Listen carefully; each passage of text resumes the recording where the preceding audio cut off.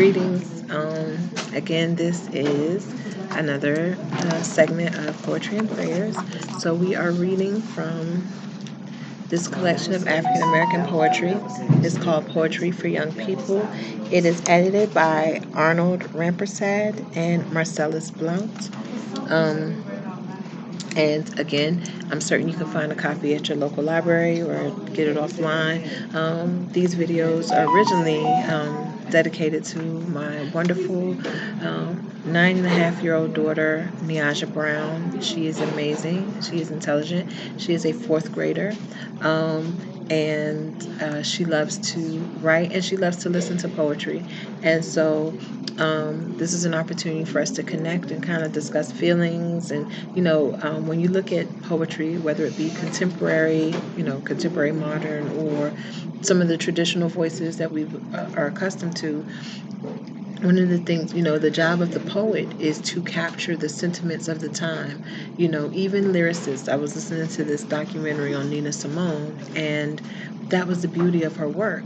She was like, my job is to capture this sadness, capture this movement, capture this power, capture this fire, and deliver it to you in a way that's musical and creative.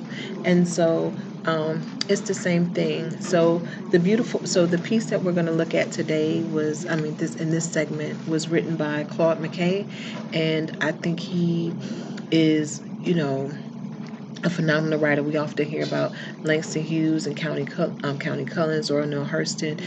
Claude McKay was of Caribbean descent, and his writing was equally descriptive and illustrative of the movement that was going on. And see, the thing is, we often, as African descendant people in America, we often focus on the Black experience in America. But the beautiful thing is that there is a diaspora, meaning that there is a full body, geographical body of people from all over the world, that what we have in common is that our ancestors were forcefully removed from Africa and put into these different social political context where they had to fight for the right to be heard, and they had to fight for the right to hold on to their voice. And so that's one of the reasons why some of the poems highlight this pain and this fight and this fire and this desire to say, hey, I am human, you recognize me and recognize my contributions. And so this particular piece that we're going to read, without me saying too much, I don't want to spoil the actual reading of the piece, but this piece is by Claude McKay, who lived between 1889 and 1948. The title of the piece is called To One Coming North.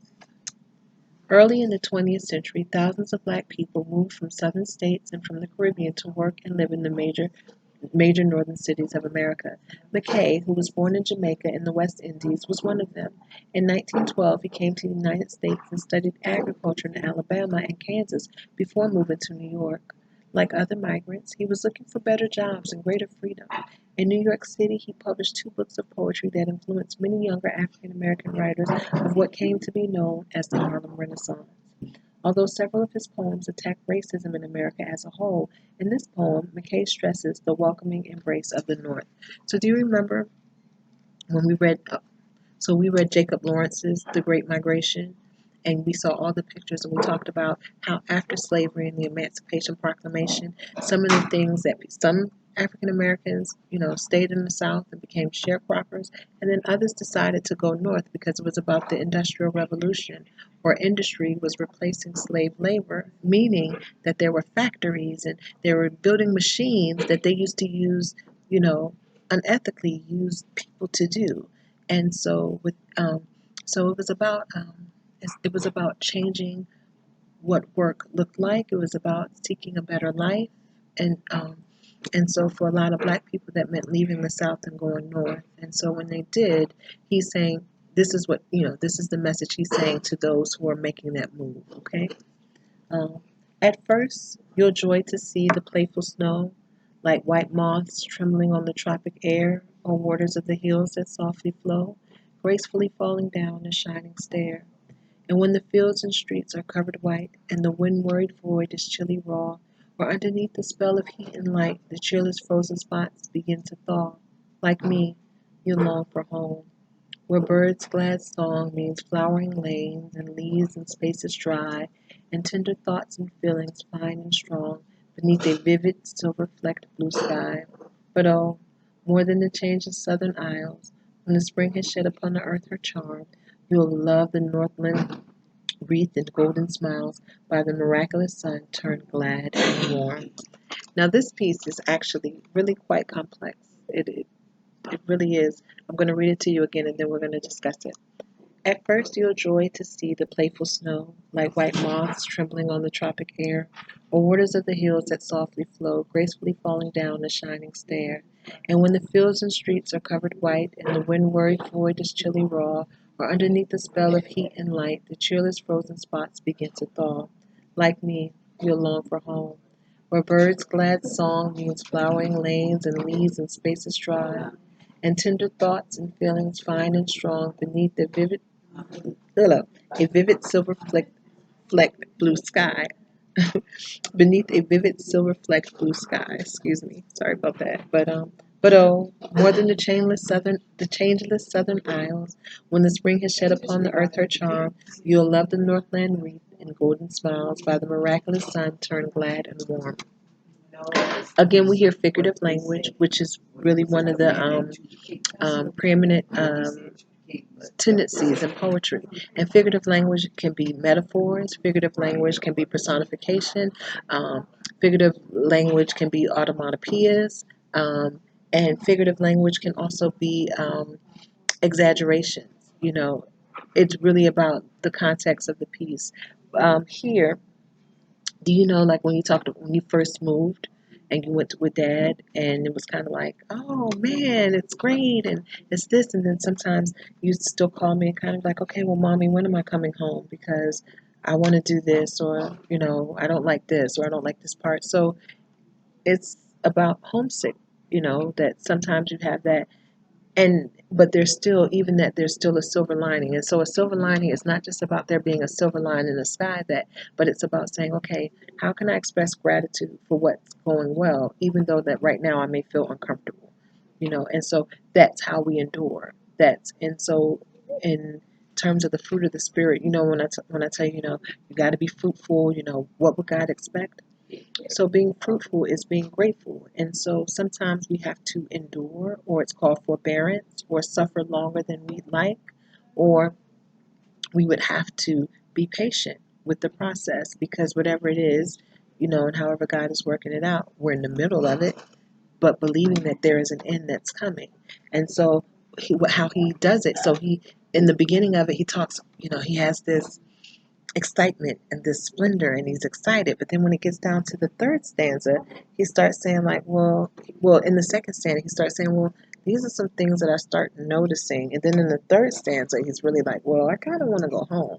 But then he brings it back around in the last stanza, but he says, but oh, more than the changeless southern isles, when spring has shed upon the earth her charm, here we see personification, because spring is a season. It's not an actual person, but he's assigned it a person, like a human attribute, right? He says, when spring has shed upon the earth her charm, and so you think of a charming, like a charismatic woman that can walk into a room and kind of get people's attention. So you'll love the Northland wreath in golden smiles. So again, it's not, even though he's saying it's like up north.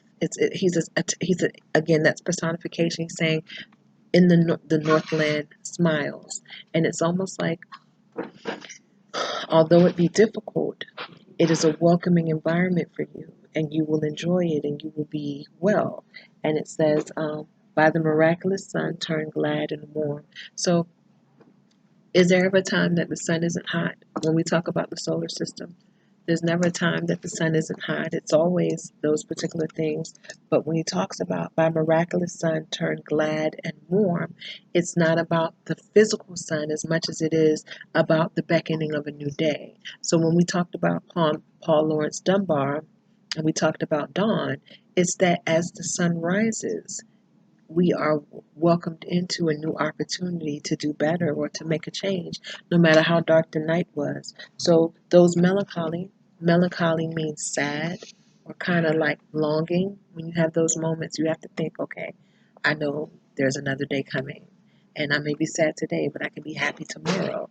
And so because I know I can be happy tomorrow, I can be happy in the next 5 minutes or in the next hour, I have to hold on to that. And that's what faith is. And that's how you endure fruitfully. Okay? You endure happily. It's not easy. And that's why I say it's okay to cry. It's okay to say you're sad because sometimes you are. But then you have to start figuring out, all right, how can I feel better about it? So you have to find this, and that's called finding a silver lining. You're not literally looking for a silver lining because usually if there's something silver in the sky, it's usually thunder, it's usually lightning. So not necessarily electric silver, but saying, I know that while I'm waiting, because the sun's rays are golden. So if once I see that part, I know I'm through. But in the meantime, what's the next best thing? What did I learn? It may be uncomfortable. I may even be too hot or too cold, but what's something that feels good? So, like, sometimes you're like, Mommy, it's really, really cold, but it has to be really, really cold in order for it to snow, in order for us to go make a snowman or for you to ride your toboggan, right? So, the toboggan and the snowman is a silver lining in something that's uncomfortable. So, and you remember I took you out on the toboggan and we were running up and down the hill and I was pulling you. So you were having fun, right? And the silver lining for me was that you were having fun. The challenge was I was sleepy and I was tired because I had to pull you up and down the hill. But either way, I hope you are blessed by that particular poem. I love you dearly, sweetheart. So let's say our prayers. Um, Now I lay me down to sleep. I pray the Lord my soul to keep. If I should die before I wake, I pray the Lord my soul to take. Our Father who art in heaven, hallowed be thy name, thy kingdom come, thy will be hallowed be thy name, thy kingdom come, thy will be done on earth as it is in heaven. Give us this day our daily bread, and forgive us of our trespasses as we forgive those who trespass against us. Lead us not into temptation, but deliver us from evil. For thine is the kingdom, the power, and the glory forever and ever. Amen. I love you so much, Nyaja. And I believe that you had a powerful day, a wonderful day. If you listen to this in the morning, I believe you're going to have a powerful day. Either way, no matter what, you're surrounded with greatness because you're amazing in every sense of the word. You are covered by the blood of Jesus from the crown of your head to the sole of your feet. And I love you. I love and appreciate you. Have a great day. Peace. And anyone else listening, anyone else listening, I love and appreciate you. And I hope that you have a beautiful and blessed day.